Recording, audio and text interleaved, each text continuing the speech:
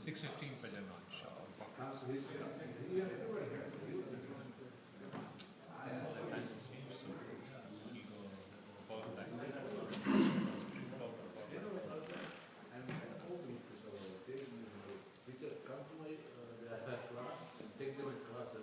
بسم الله الرحمن الرحيم. الحمد لله رب العالمين، والصلاة والسلام على سيد الأنبياء والمرسلين وعلى آله وأصحابه أجمعين. أما بعد، باب غزوة الخندق وهي الأحزاب. وبه قال حدثنا عبد الله بن محمد قال حدثنا معاوية بن عمرو قال حدثنا أبو إسحاق عن حميد سمعت أنس رضي الله عنه يقول: خرج رسول الله صلى الله عليه وسلم إلى الخندق فإذا المهاجرون والأنصار يحفرون في غداة باردة فلم يكن لهم عبيد يعملون ذلك لهم. فلما رأى ما بهم من النصب والجوع قال: اللهم إن العيش عيش الآخرة فاغفر الأنصار والمهاجرة. صدق رسول الله صلى الله عليه وسلم. اللهم صل على سيدنا مولانا محمد كلما ذكره الذاكرون، وصل على سيدنا مولانا محمد كلما غفل عن ذكره الغافلون. اللهم صل وسلم على عبدك ورسولك. اللهم صل على سيدنا مولانا محمد أفضل صلواتك. Tonight, inshallah, we will talk about a major event in the life of Rasulullah sallallahu alaihi wasallam and in the lives of Sahaba, and that is called Ghazwat al-Ahzab. There is a chapter in the Quran that's named after this battle as well. Normally it's known with two names. One by which the Quran has remembered this event, and that is Al-Ahzab, Ghazwat al-Ahzab, and I will explain the meaning of that in a moment. And the second name by which this battle is known, this event is known, is called Ghazwat al-Khandaq. The reason why it is called Ghazwat al-Ahzab, the word Ahzab is the plural of Hizb in Arabic language. And Hizb is used for army. It's used for a group as well, but in a more organized term, it is used, the word Hizb is used for army. In Quran, Allah subhanahu wa ta'ala has used the word Hizb as well.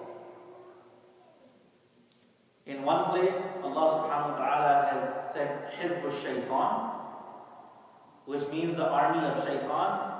And in another place, Allah subhanahu wa ta'ala has used the word Hizbullah, which means the army of Allah. And about the Hizb al-Shaytan, the army of Shaytan, Allah subhanahu wa ta'ala said, أُولَٰئِكَ هُمُ الْخَاسِرُونَ, they are the losers. And about the army of Allah, about Hizbullah, Allah subhanahu wa ta'ala said, أَلَا إِنَّ حِزْبَ اللَّهِ هُمُ الْمُفْلِحُونَ, that the army of Allah is the one that is successful. The plural of Hizb is Ahzab. So when it's just one army, then you say the word Hizb. What do you say when a coalition of armies come together to attack one nation, or to attack one army, or to attack one group? The term for a coalition is Al-Ahzab. So the reason why this battle is called the Battle of Armies, so the literal meaning of this combination of words would be the Battle of Armies, Ghazwat al-Ahzab, is because there were many armies that got together, that assembled for one reason only, and that is to invade Medina and to destroy Muslims once and forever. So there was not just one army, there were many armies that got together, that made a coalition, an alliance against Muslims. And this is why it's called Ghazwatul Ahzab. The second name by which this battle is known is Ghazwatul Khandaq. And the word Khandaq means trench. And this was the one and only battle in the history of Islam, at least in the history of the life of Rasulullah sallallahu alaihi wasallam. I'm not sure if it happened later at some point. It may have. It's very likely and possible. But within the Ghazawat, within the history of Ghazawat, this is the one and only time when Muslims dug a trench in order to defend themselves. Now let's go into the background of this battle. First of all, regarding the time of this battle, there are two opinions. One opinion is that this happened in the month of Shawwal of 4th year. If you remember Ghazwatul Uhud, the date of Ghazwatul Uhud, which didn't happen too long ago. I'm talking about our dars. So in our dars, we talked about Ghazwatul Uhud maybe a few weeks ago. So if you remember, Ghazwatul Uhud, the battle of Uhud took place in Shawwal of 3rd year. Battle of Badr took place in Ramadan of 2nd year. So between Battle of Badr and Battle of Uhud, there were almost 11 months. And one opinion regarding the date of Ghazwatul Khandaq or Ghazwatul Ahzab is that it took place in the Shawwal of 4th year. So there is a gap of 1 year. And that is also the opinion of Imam Bukhari rahmatullahi alayhi. This is why Imam Bukhari rahmatullahi alayhi, immediately after putting the heading, putting the title that this chapter is about the battle of Khandaq, he said, قال موسى بن عقبة كانت في شوال سنة 4. That this Musa bin Uqba, one of the historians of Islam, one of the historians of the seerah of the Prophet sallallahu alaihi wasallam, he says about the date and the year of this, the month and the year of this battle. He said it took place in Shawwal, the 10th month of the 4th year. Okay? So this reflects the opinion of Imam Bukhari rahmatullahi alayhi as well. He believes that that is what is true. The second opinion is that it didn't take place in the 4th year. Rather, it took place in the month is same, Shawwal, but it's not the 4th year of Shawwal, it is the 5th year of Shawwal. So now the gap between the Battle of Uhud and Battle of Ahzab becomes 2 years. So it's a huge difference. And that happens to be the opinion of majority of scholars. That happens to be the opinion of majority of muhaddithin and majority of historians. Aside from the opinion of Musa bin Uqba, one of the historians, all others believe that it happened in the 5th year, in the Shawwal of 5th year. So the gap between Uhud and Ahzab is 2 years, not 1 year. And they have many proofs to substantiate that opinion, that claim. And one of the most important ones is that Abu Sufyan, when he was leaving the battlefield of Uhud after wounding the Sahaba and after having caused injuries to Rasulullah sallallahu alaihi wasallam as well, Abu Sufyan said at the time of his departure from the battlefield of Uhud, he said, "We're not done yet. Next year, around the same time, we will meet in Badr. موعدنا في سنة القادمة ببدر. Next year we will meet around this time at Badr, and this is a promise between you and us." And Rasulullah sallallahu alaihi wasallam accepted the challenge. He said, "Okay, let's meet next year." And next year, around the same time, Rasulullah sallallahu alaihi wasallam did prepare an army of Sahaba, and they did go to Badr. But when Abu Sufyan learned about this renewed renewed strength of Muslims, he heard about it, he cancelled his plan. He said, this is the year of drought, and we are already suffering from drought and from famine. Let's not do it this year, let's plan it for next year. So he cancelled his plan. So that the gap between this incident and the Uhud was 1 year. And now the next year when this army came was the 5th year. So it happened in the Shawwal of the 5th year of Hijrah, from the time Rasulullah arrived in Medina.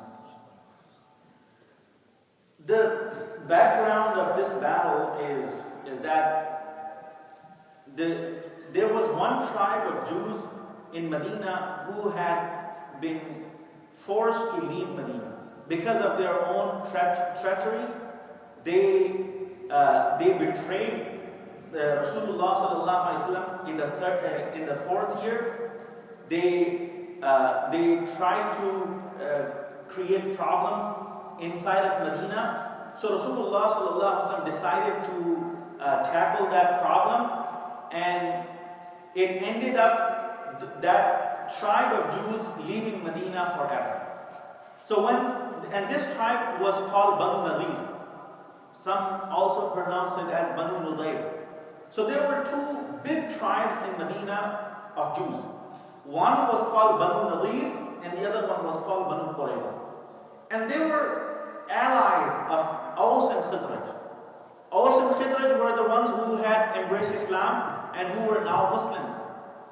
And their alliance was with these 2 tribes of Jews, Banu Nadir and Banu Qurayza. So Banu Nadir had betrayed their agreement, their truce with Rasulullah sallallahu alaihi wasallam, and therefore they were asked to leave Medina. So Rasulullah sallallahu alaihi wasallam told them that you can take anything that you are able to take from your palaces, from your homes, and you can leave the city of Medina. You can go wherever you want. We will not chase you, we will not pursue you, but you will not be allowed to live here. And that happened with the agreement of Banu Qurayza as well. Banu Qurayza were on the side of Muslims. They said yes, they broke their agreement and they deserved this exile. So Banu Nadir were forced to leave the city of Medina. So when they were leaving the city of Medina, they burned down all the trees because they thought if they left the trees as they were, then Muslims will be able to benefit from those trees. So they burned down all the trees. They destroyed the homes that they lived in. They destroyed all the dwellings, everything that could be of any benefit, because in their mind they were thinking that they should not leave anything behind that could be of any benefit in any way to Muslims. And this is why Allah subhanahu wa ta'ala mentioned in Surah Al-Hashr, يُخْرِبُونَ بُيُوتَهُمْ بِأَيْدِيهِمْ وَأَيْدِي الْمُؤْمِنِينَ, that they were destroying their homes with their own hands. The homes that they had built with so much hard work. Now, before they were to leave the city of Medina, they were destroying their own homes, breaking everything, because they did not want Muslims to take any benefit from this. So Allah subhanahu wa ta'ala mentioned that as a lesson, and He said, فَاعْتَبِرُوا يَا أُولِي الْأَبْصَارِ, or those who possess the intelligence, to the power to understand, take a lesson from this. That sometimes, in order to cause harm to others, you destroy your own, you destroy your own possessions, your own ownership. The things that you loved at one point, you end up destroying those things because you want to cause maximum harm to another person. So in that feud and in that hate of yours, you end up destroying things that you love as well. So Banu Nadir had exiled to Khaybar. Khaybar is about 150 kilometers from the blessed city of Medina. So they came out of Medina and they went to Badr. They went to Khaybar because Khaybar was a place that already had some tribes of Jews. So they gave them refuge and they welcomed them and they started living over there.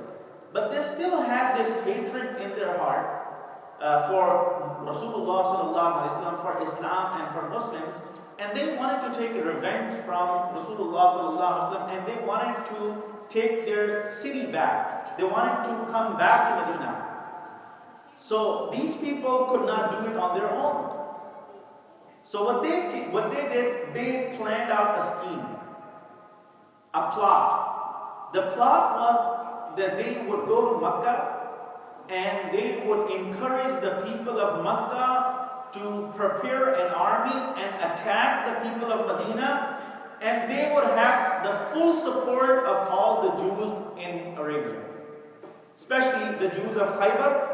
And they also said to them that we will also convince the Jews of Medina. So from inside, the Jews of Medina will help you, and from outside, we will all help you, and also the tribes of Arabia. So they went to the people of Makkah, they went to Abu Sufyan, and they convinced Abu Sufyan. Abu Sufyan was convinced. He said, let's prepare an army. And then they went to another tribe, a huge tribe of Arabia called Banu Ghatfan. So they went to Banu Ghatfan, and so there were 3 people who made up a delegation from Khaybar. Among them was Huway bin Akhdab, who was actually the father of Safiya radiallahu anha, who later became the wife of Rasulullah sallallahu alaihi wasallam. She was also Jew. She converted to Islam, and she became the wife of Rasulullah sallallahu alaihi wasallam, Mu'mineen. Her father was in this team, in this delegation, and her uncle was in this delegation as well. And then there was another leader, another tribal leader of Jews. These 3 people, they first went to Makkah and they convinced Abu Sufyan to prepare an army to attack Medina. And then they went to Banu Ghatfan and they convinced them as well to prepare an army and join the forces and then attack Medina. So they said to Banu Ghatfan that we can give you half of all the produce, all the dates that we get in Khaybar, and Khaybar is known for its dates. Khaybar used to get a lot of dates. So their annual produce of dates was in huge quantity. So they said, we will give you half of whatever we get every year for many years to come. But you just do this for us. You join the forces with Meccans and you attack the people of Medina and you kill all the Muslims. So Banu Ghatfan got convinced as well. And now they prepared an army together, an army of 10,000 soldiers. And this army was very well funded. This army had no shortage of funds, no shortage of weapons, no shortage of supplies, no shortage of food. And 10,000 was the largest army that Muslims had ever confronted. In the Battle of Badr, there was an army of 1,000 led by Abu Jahl. And then in the Battle of Uhud, there was an army of 3,000 led by Abu Sufyan. And now in this battle, the Battle of Ahzab, there is an army of 10,000. So in the Battle of Badr, Muslims were 300 and some. In the Battle of Uhud, Muslims were 700. And in this battle, the Muslims were 3,000. So before this happened, Rasulullah was informed that mushrikeen of Makkah and Banu Ghatfan and the Jews of Khaybar, they are gathering up a huge army to attack Medina and to attack Muslims. So Rasulullah made a consultation with some Sahaba. So he made a consultation with Abu Bakr radiallahu anhu, Umar radiallahu anhu, Uthman radiallahu anhu, Ali radiallahu anhu, Abdullah bin Mas'ud radiallahu anhu, and many Sahaba. And then he also consulted with Salman al-Farisi radiallahu anhu, who was originally from Persia. So Salman al-Farisi radiallahu anhu gave a new suggestion. Rasulullah was asking for suggestions, he was asking for opinions, and that's why Sahaba were giving opinions. This was the habit of Sahaba, that they would not give their opinion unless Rasulullah asked them. Because they thought it would be considered a disrespect to give your own opinion even before the Prophet would ask for it. So the Prophet ﷺ asked openly all the Sahaba that give your input. Give me your input. What should we do? Ashiru alayya. Give me your input, give me your suggestion. What should we do in this case? Should we go out and fight like we went in Badr and we went in Uhud? Or should we stay here and fight and defend ourselves? So Salman al-Farsi radiyallahu anhu, he said, Ya Rasulullah, we have experience of going outside. We have experience of going nearby or going far from Medina. But back where I come from, and he said, Rasulullah knew where he came from. He said, I come from Persia, and Persian people have this habit and have this strategy that when they are being attacked by an outsider force, they dig up trenches around their castles, around their town, around their city, and that trench basically protects them. That trench gives another layer of security for them. So Rasulullah really liked this opinion and this suggestion. And he decided finally that we will do the same. We will dig a trench around the city of Medina. So we will stay inside. We will stay on the inner side of the trench, and mushrikeen and other kuffar, they can be on the other side of the trench, and then we can have a fight if the need comes. So the Sahaba, there were 3,000 Sahaba, and the trench was almost 7 miles long, if I remember correctly. So Rasulullah sallallahu alaihi wasallam, he said we all have to dig this trench, and we all have to participate. And remember, this is the time when they did not have machines. If they had the machines, even with the machines, it would take a long time to dig that long and that deep trench. The trench had to be deep enough that if someone were to go inside and come outside, they wouldn't do it. They wouldn't be able to do it easily. And it had to be wide enough as well that they would not be able to jump over the trench. So it had to be at least a few feet wide and a few feet deep. So it was understood that the trench should at least be 10 feet wide and about 10 feet deep. And the Sahaba were already ready. So Rasulullah said that each person should dig about 6 feet. So 6 feet wide and 6 feet deep. And that was a lot as well for one person. But Rasulullah himself was part of it. I have not come across in the history, a commander who himself is part of such a hard and laborious work. Rasulullah physically, he took one big share. He did not say, I'll do some here, I'll do some here. He said, this is my share and this is what I will do. And as everybody else was doing, Rasulullah himself was doing that as well. This is why it is mentioned, Rasulullah when he came out to do his part of the trench, dig his part of the trench, he looked at the Sahaba. There were Muhajirin and there were Ansar. فَإِذَا الْمُهَاجِرُونَ وَالْأَنصَارُ يَحْفِرُونَ فِي غَدَاةٍ بَارِدَةٍ. They were digging the trench in a very cold morning. So it was in winter. And winter could have an advantage and could have a downside as well. Because for Arabs, winter is very tough. They can survive the heat. Heat is not a problem for them. But winter is a really big problem.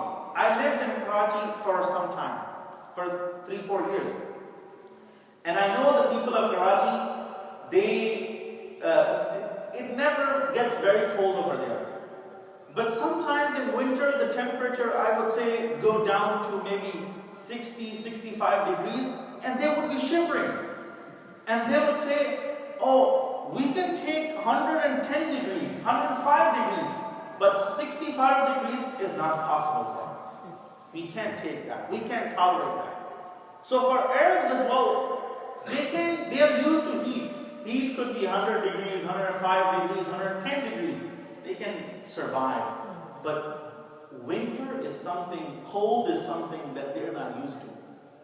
So Rasulullah looked at them on a cold morning. They were digging the trench and they were shivering and it was really, really cold for them. And there were no helpers.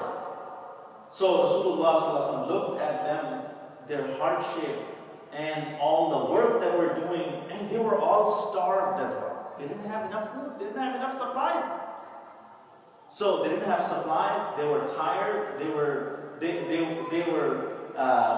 in their work, and Rasulullah uttered these words, Allahumma inna aisha aishul akhirah. Oh Allah, the real life is the life of akhirah.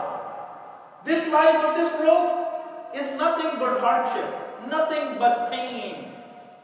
But the real life, where there will be pleasures, where there will be joys, and where there will be blessings and blisses, that's the life of akhirah. And he said, فَاغْفِرِ الْأَنصَارَ وَالْمُهَاجِرَةِ. Oh Allah, forgive this group of muhajirin and this group of ansar. Forgive all of them. So, Rasulullah sallallahu alaihi wasallam and other Sahaba, they started this hard work of digging this trench around the city of Medina.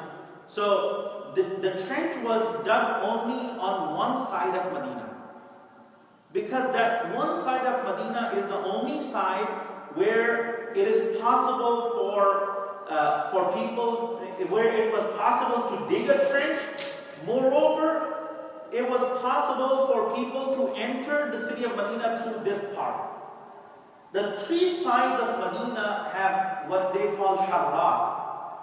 And harrat are basically those rocky grounds where the rocks are very sharp. So you can't walk over there. Nowadays maybe they have made roads over there because we have machines and you can destroy anything, you can, pave anything. In those days, forget about, a person going, barefoot on those rocks. Even the animals, even like horses, couldn't cross that part of the city. So there were rocky grounds, and the rocks were very, very sharp. If you were to walk over there, you can see that even today. If you go visit Medina, you can ask someone to take you to Haram, and they will take you, and you will see what I'm talking about, and why Rasulullah decided that we don't need to dig a trench over there, but we do need to dig a trench on one side, and that side of Medina was about 7 miles long. So they dug the trench on that side, and the digging of trench was completed, according to some reports, in 14 days, and according to some reports in 25 days. But the more correct opinion is that it took 14 days for all the Sahaba to finish the job. And as soon as they were finished with the job, the army of Kuffar had arrived on the other side. Allah subhanahu wa ta'ala made mention of this battle in Surah Al-Ahzab. So he said, Ya ayyuhalladhina amanu dhkuru ni'matallahi alaykum. O believers, remember the favor of Allah upon yourselves. إِذْ جَاءَتْكُمْ جُنُودٌ, when the armies had come to you to attack you. فَأَرْسَلْنَا عَلَيْهِمْ رِيحًا وَجُنُودًا لَمْ تَرَوْهَا. So we sent upon them winds and armies that you did not see, and they did not see. So again, in the battle of Badr, Allah sent down angels. In the battle of Uhud, Allah sent down angels. Likewise, in the battle of Ahzab, Allah subhanahu wa ta'ala sent down angels. And Allah subhanahu wa ta'ala sent down wind.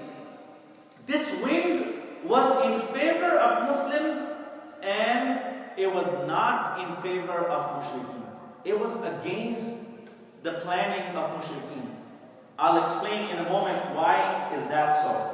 Because wind is wind. wind doesn't know who's Muslim and who's not Muslim. But here the wind was very intelligent and it was doing everything that was in favor of Muslims, that was in favor of Rasulullah sallallahu alaihi wasallam and his army, and that worked against the planning of mushrikeen. So Rasulullah sallallahu alaihi wasallam said in one hadith, he said, "Nusirtu bis-sabah wa uhlikat 'ad bid-dabur." He said, Allah has helped me with a wind called Sabah.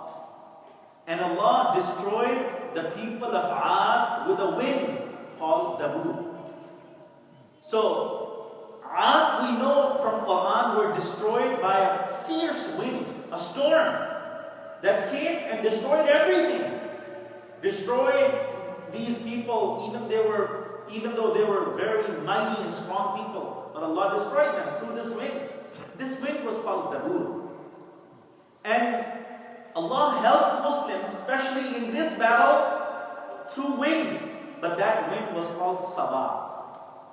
Now, why there is a name Sabah and why there is a name Dabur? Sabah is the name that's used for easterly wind. The wind that's coming from the direction of east, that wind is called Sabah. And the wind that's coming from the direction of west, that's called Dabur. So when the wind would come from east, it would help Muslims, and when it would come from west, it would go against these people. So the wind was a very, very helpful thing in the battle of Ahzab, which really turned everything upside down. And as we will learn later, inshallah, we will end here today. Later we will learn it was the wind that basically convinced, there was no battle that took place.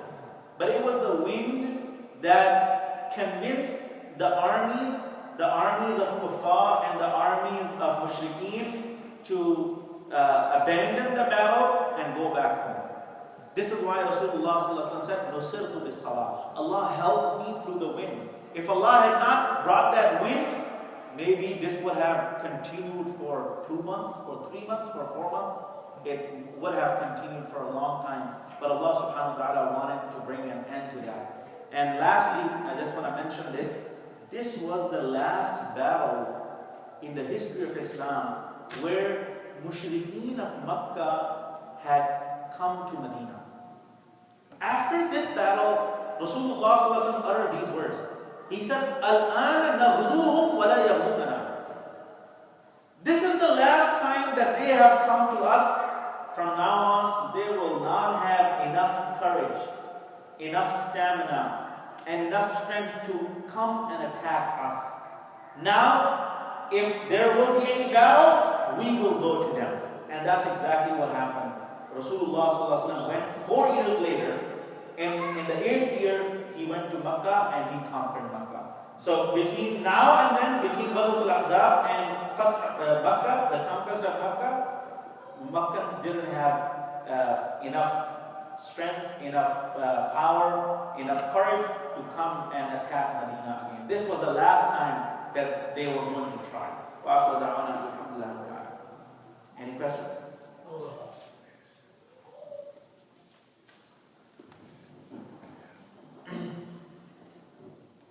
سبحانك اللهم وبحمدك اشهد ان لا اله الا انت استغفرك اللهم صل وسلم على عبدك ورسولك اللهم صل على سيدنا مولانا محمد افضل صلواتك اللهم انا نسالك الهدى والتقى والعفاف والغنى اللهم انا نسالك العفو والعافيه والمعافاه الدائمه في الدين والدنيا والاخره اللهم حبب الينا الايمان وزينه